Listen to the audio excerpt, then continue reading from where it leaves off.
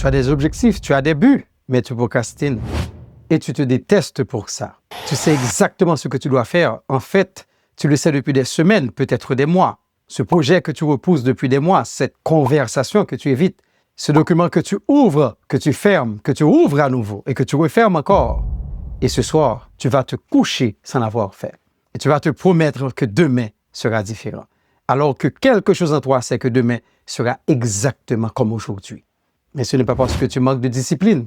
Ce n'est pas parce que tu es paresseux. Ce n'est même pas parce que à l'intérieur de toi, tu ne veux pas vraiment réussir. C'est parce que ton cerveau fait exactement ce qu'il est programmé pour faire, mais personne ne t'a jamais expliqué ni quoi, ni pourquoi. Aujourd'hui, en tant que médecin et psychologue, je vais t'expliquer le mécanisme exact et te donner les 3 outils qui permettent de court-circuiter ce phénomène validé par la recherche, applicable dès demain matin. Je m'appelle Dr Élisée, je suis médecin, chirurgien et psychologue. 3 formations, un seul fil conducteur, l'humain, dans sa chair et dans son esprit, sur le bistouri et dans le cabinet. Pendant mes années de formation et de pratique médicale, j'ai côtoyé des centaines de personnes brillantes, ambitieuses, capables. Et à chaque fois, le même schéma. Pas un manque de talent, pas un manque d'intelligence, mais une incapacité à commencer ce qu'ils savaient pourtant devoir faire. Quand j'ai étudié ce phénomène en profondeur, ce que j'ai trouvé contredisait tout ce que la société nous dit sur la procrastination. Reste jusqu'à la fin. Je vais te donner le protocole exact pour casser cette boucle en moins de 3 semaines. Voici ce que la société t'a appris sur la procrastination depuis que tu es enfant. Tu es paresseux, tu manques de volonté, il faut juste te forcer. Si tu voulais vraiment réussir, tu l'aurais déjà fait. Et tu as intégré ces phrases. Tellement intégré qu'aujourd'hui, quand tu procrastines, c'est toi-même qui te dis ces choses. Tu deviens ton propre accusateur. Ces explications ne sont pas seulement inexactes, elles sont dangereuses. Parce qu'à chaque fois que tu échoues à te forcer, tu collectes une nouvelle preuve que tu es le problème. Et cette accumulation de preuves crée quelque chose de dévastateur. La conviction que tu es fondamentalement incapable. Que les autres ont quelque chose que tu n'as pas. Que la réussite n'est tout simplement pas faite pour toi. Mais voici ce que des chercheurs ont découvert après des années d'études sur des milliers de personnes. Leur conclusion a changé le domaine de la psychologie comportementale. La procrastination n'est pas un problème de gestion du temps, c'est un problème de gestion des émotions. Pense à la dernière fois que tu as procrastiné. Est-ce que tu manquais d'informations sur quoi faire? Non. Est-ce que tu manquais de temps? Rarement. Tu savais exactement quoi faire et tu ne l'as pas fait parce que quelque chose à l'intérieur de toi résistait. Ce quelque chose, c'est une émotion. Ça peut être l'ennui anticipé de la tâche, l'anxiété de ne pas être à la hauteur, la peur d'échouer et de confirmer tes doutes sur toi-même. Le sentiment d'être submergé avant même d'avoir commencé. Quand tu procrastines, ton cerveau ne fuit pas le travail. Il fuit l'émotion négative que ce travail déclenche en toi. Les chercheurs, dans leur étude de 2016, le démontrent clairement. La procrastination est systématiquement liée à une détresse émotionnelle. Et ça, c'est une différence qui change absolument tout. Parce que si le problème est émotionnel, alors force-toi davantage, ne marchera jamais. Sois plus discipliné, ne marchera jamais. Tu as juste besoin de motivation, ça ne marchera jamais. Tu ne peux pas te forcer à ne pas ressentir une émotion. Tu veux? Essaie de te forcer à ne pas avoir peur. Essaie de te forcer à ne pas t'ennuyer. Ça ne fonctionne pas et ça n'a jamais fonctionné. Ce dont tu as besoin, ce ne sont pas des injonctions à faire des efforts. Ce dont tu as besoin, ce sont des outils pour gérer l'émotion qui bloque le démarrage. Et la bonne nouvelle, ces outils existent. Ils sont prouvés et tu vas les avoir dans quelques minutes. Mais avant, tu dois comprendre exactement ce qui se passe dans ton cerveau. Parce que comprendre le mécanisme, c'est déjà briser 50% de son emprise sur toi. Voici ce qui se passe dans ton cerveau au moment exact où tu procrastines. Tu regardes ta liste de tâches ou tu penses à ce projet important. Et immédiatement, ton cerveau détecte quelque chose. Une légère tension, un signal d'inconfort. Pas de la douleur, juste une résistance. Et instinctivement, ton cerveau fait son travail. Il cherche à réduire cet inconfort immédiatement. Et alors, tu ouvres YouTube, tu scrolles Instagram, tu ranges ton bureau, tu fais du café, tu réponds à des messages non urgents, tu fais n'importe quoi, sauf la tâche. Et là, quelque chose de crucial se produit. L'inconfort disparaît. Tu respires, ton cerveau enregistre. Éviter a fonctionné. Et chaque fois que tu évites et que l'inconfort disparaît, ton cerveau grave un peu plus profondément. La prochaine fois, évite aussi. La boucle auto-renforcée. C'est ce que les chercheurs appellent un boucle d'évitement auto-renforcée. Plus tu évites, plus la tâche prend de la place dans ta tête. Et plus elle prend de la place, plus elle semble lourde et menaçante. Plus elle semble lourde et menaçante, plus l'inconfort de l'affronter est fort. Plus l'inconfort est fort, plus tu évites. Plus tu évites, plus la tâche devient lourde. Plus elle devient lourde, plus tu l'évites. Et pendant ce temps, une autre chose se passe. La culpabilité s'accumule. Le sentiment d'échec s'accumule. Les preuves que tu n'es pas capable s'accumulent. Tu n'es pas en train de te reposer quand tu procrastines. Tu es en train de t'épuiser. Les chercheurs, dans une étude de 2013, ont montré que la détresse émotionnelle des procrastinateurs augmente après l'évitement, confirmant que l'événement aggrave le problème qu'ils cherchaient à résoudre. Il y a quelque chose d'important que tu dois entendre maintenant. Ce mécanisme, cette boucle d'évitement, ce n'est pas un défaut de fabrication. Ce n'est pas une anomalie. C'est exactement ce que le cerveau humain est censé faire. Ton cerveau est conçu pour détecter les menaces et les éviter.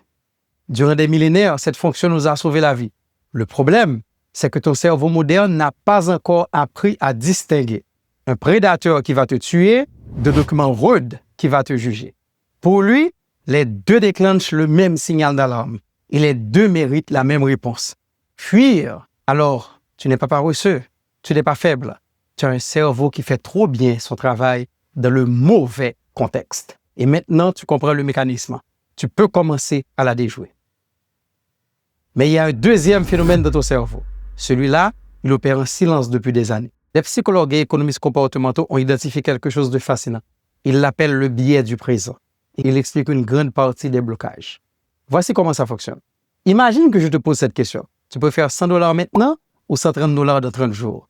Rationnellement, $130 dans 30 jours est la meilleure réponse. C'est 30% de plus pour 30 jours d'attente.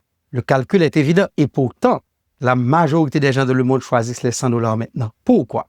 Parce que ton cerveau ne raisonne pas en valeur absolue. Il raisonne en valeur perçue maintenant. Et une récompense immédiate, même plus petite, semble toujours plus réelle, plus concrète, plus certaine qu'une récompense future, même meilleure. Le cerveau dévalue les récompenses futures de façon irrationnelle et non linéaire. Plus la récompense est proche dans le temps, plus sa valeur perçue explose. Maintenant, traduis ça dans ta vie. Option A, ouvrir Netflix maintenant. Récompense immédiate, certaine, confortable. Option B, travailler sur le projet qui veut transformer ta vie dans 3 mois. Récompense différée, incertaine, inconfortable à démarrer. Chaque soir, ton cerveau choisit l'option A. Pas parce qu'il est stupide, parce qu'il est câblé, programmé pour le présent. Et voilà le piège. Le projet de ta vie, ton business, ton livre, ta santé, ta formation, il est toujours dans le futur. Netflix est toujours là maintenant. Et maintenant gagne toujours contre plus tard. Sauf si tu changes les règles du jeu. C'est exactement pour ça que la motivation seule ne suffit pas. Tu peux être convaincu à 100% que ce projet est important. Tu peux le vouloir de tout ton être. Mais si ton cerveau perçoit Netflix comme plus réel que ton objectif, il choisira Netflix. Je dois te dire quelque chose que la plupart des gens ignorent complètement. La procrastination chronique, ce n'est pas juste perdre du temps. Ce n'est pas juste manquer des opportunités. C'est un problème de santé. La vérité est que les personnes qui procrastinent de manière chronique présentent des niveaux de stress beaucoup plus élevés que la majorité. Ce stress chronique a des effets documentés sur le système immunitaire et aussi sur la qualité du sommeil, sur la santé cardiovasculaire, sur le bien-être en général. Les chercheurs confirment que les procrastinateurs chroniques présentent des niveaux de stress perçus significativement plus élevés, associés à des effets négatifs documentés sur la santé physique, le bien-être et le bien-être en général. En d'autres mots, chaque jour que tu passes à remettre ce qui compte, tu perds un prix pas seulement une opportunité perdue, mais en santé. Et tu mérites de prendre ça au sérieux. Laisse-moi maintenant te parler d'un patient. Parce que ce que j'ai observé dans son cas, c'est exactement ce qui va t'aider à comprendre les solutions. Je vais te parler d'une situation que j'ai vue se répéter en maintes et maintes occasions. Un homme de 34 ans, architecte, brillant dans son domaine. Il avait un projet qui lui tenait à cœur depuis des années. Lancer sa propre agence. Travailler pour lui-même, construire quelque chose à lui. Chaque lundi matin, il recommençait. Il ouvrait son ordinateur. Il regardait le fichier de son business plan. Et 20 minutes plus tard, il était sur YouTube. Parce qu'il avait décidé d'aller sur YouTube? Non. Parce que son cerveau cherchait une sortie. Et YouTube était là. Je lui ai posé une seule question. Qu'est-ce que tu ressens exactement au moment où tu t'assieds pour travailler sur ce projet? Il a réfléchi longtemps et il m'a dit, je me sens nul, comme si je savais déjà que ça ne marchera pas, comme si je perdais mon temps. Alors, à quoi bon commencer? Tu entends ce qu'il dit? Il a dit, je me sens nul. C'est une émotion. Pas le manque de volonté, c'est une émotion. Il a appliqué les 3 outils que je vais te donner maintenant. Il a identifié l'émotion à la racine. Il a restructuré comment il démarrait ses sessions de travail. Il a changé la façon dont il se parlait à lui-même après les moments difficiles. En 3 semaines, il a ouvert son agence. Aujourd'hui, son agence emploie 4 personnes. C'est pas de la magie. C'est ce qui arrive quand tu arrêtes de combattre le mauvais ennemi. Voici maintenant les 3 outils exacts, ce que j'applique, ce que la recherche valide, applicable dès demain matin. 3 outils fondés sur la recherche. Aucune motivation requise pour commencer. La première chose à comprendre, la résistance à commencer est presque toujours plus forte que la résistance à continuer. Ton cerveau résiste à l'idée abstraite d'une grosse tâche devant lui. Il résiste à l'image mentale de 3 heures de travail difficile. Alors voici ce qu'on change. Tu ne te demandes pas de travailler sur ton projet, tu te demandes juste d'ouvrir le fichier 2 minutes. Pas 10, pas 30. 2 minutes, c'est inattaquable pour ton cerveau. 2 minutes, ça ne déclenche pas le signal d'alarme. 2 minutes, et tu es déjà dedans. Parce que commencer génère l'élan. Et l'élan génère l'envie de continuer. Demain matin, n'ouvre pas ton projet. Ouvre le document. Écris une phrase, c'est la seule chose qu'on te demande. Le reste viendra. Deuxième protocole, le plan si, alors. Ça, c'est l'outil le mieux documenté de toute la recherche sur le passage à l'action. Des dizaines d'études convergent sur la même conclusion. Les intentions vagues ne produisent pas d'action. Les intentions précises, si. La différence entre je vais travailler sur mon projet cette semaine et si je suis assis à mon bureau à 9 heures, alors j'ouvre le fichier et j'écris pendant 25 minutes. C'est la différence entre espérer et agir et programmer ton cerveau à agir. La formule exacte est ceci. Si, moment précis, alors action concrète. Très simple. Un moment précis, pas demain matin, pas demain après-midi. Une action concrète, pas travailler sur le projet. Quand le moment arrive, ton cerveau ne négocie plus. Il suit le plan. La décision est déjà prise. Il a été démontré que les personnes qui formulent leurs intentions en format si et alors ont 3 fois plus de chances d'accomplir ce qu'ils veulent que ceux qui ont des formulations vagues, non spécifiques. Protocole numéro 3, c'est le plus puissant. C'est celui que les gens appliquent le moins parce qu'il semble trop simple pour être vrai. Voici comment ce protocole fonctionne. La prochaine fois que tu sens que tu fuis une tâche, par exemple, avant d'ouvrir YouTube, avant de scroller, arrête-toi 5 secondes et pose-toi une question.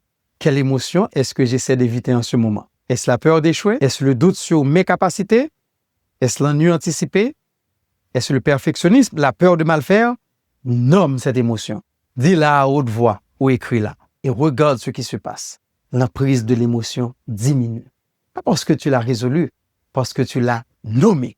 En 2007, il a été démontré que nommer une émotion négative va activer le cortex préfrontal et réduire la réactivité émotionnelle. Aujourd'hui, bien documenté en neurosciences affectives. Un ennemi que tu peux nommer, tu peux commencer à le gérer. Un ennemi flou et sans nom va te paralyser. Avant que tu aies appliqué tout ça, il y a 3 erreurs qui sabotent même les gens les plus motivés. Erreur numéro 1, te parler avec violence. Te dire « je suis nul, je suis paresseux, je me déçois encore ». L'autocritique ne crée pas de discipline. Elle crée du stress. Et le stress crée plus d'évitement. Parle-toi comme tu parlerais à quelqu'un que tu veux aider vraiment. En 2011, il a été démontré que l'autocompassion est systématiquement associée à moins de procrastination. L'autocritique, au contraire, la renforce et amplifie la boucle d'évitement. Erreur numéro 2, attendre d'avoir envie. La motivation ne précède pas l'action, elle en résulte. Tu ne te motives pas pour commencer, tu commences et la motivation arrive dans le mouvement. Si tu attends d'avoir envie, tu vas attendre toujours. Erreur numéro 3, la liste de 20 tâches. Une liste de 20 tâches ne te motive pas. Elle va te paralyser parce que ton cerveau ne sait plus où commencer, alors il ne commence nulle part. Une seule tâche prioritaire par jour, celle qui, si tu ne fais qu'elle, ta journée était quand même une victoire. Voici ce que tu sais maintenant, que la majorité des gens ne savent pas. La procrastination n'est pas de la paresse, c'est une réaction émotionnelle à l'inconfort. C'est un biais naturel du cerveau pour le présent. C'est une boucle à prise, pas une identité. Et tu as 3 outils. 1, le micro-démarrage. 2 minutes pour contourner la résistance. 2, le plan si, alors, pour que ton cerveau n'ait plus à décider. 3, nomme l'émotion pour réduire son emprise sans la combattre. La prochaine fois que tu te surprends à fuir ce que tu dois faire. Souviens-toi, ce n'est pas qui tu es, c'est juste un schéma. Et un schéma, ça se brise. Dans les commentaires, dis-moi quelle est la tâche que tu remets à demain le plus longtemps. Écris-la maintenant. C'est déjà le début du premier protocole. Tu n'as pas de problème de discipline. Tu as un cerveau qui a besoin de bons outils. Si cette vidéo t'a aidé à comprendre quelque chose sur toi-même, abonne-toi à la chaîne. Chaque semaine, je publie un nouveau protocole basé sur la science, pas sur des slogans. Il y a probablement quelqu'un dans ta vie, un ami, un frère, une sœur, un parent, qui se bat exactement avec ça en silence, qui se traite durement parce qu'il ne comprend pas ce qui se passe dans sa tête. Envoie-lui cette vidéo. Pas pour lui faire la morale, juste pour qu'il sache que ce n'est pas un défaut de caractère. La newsletter est dans la description. Inscris-toi. Chaque semaine, tu recevras un outil comme celui-ci dans ta boîte mail. À la prochaine. Dr. Élysée.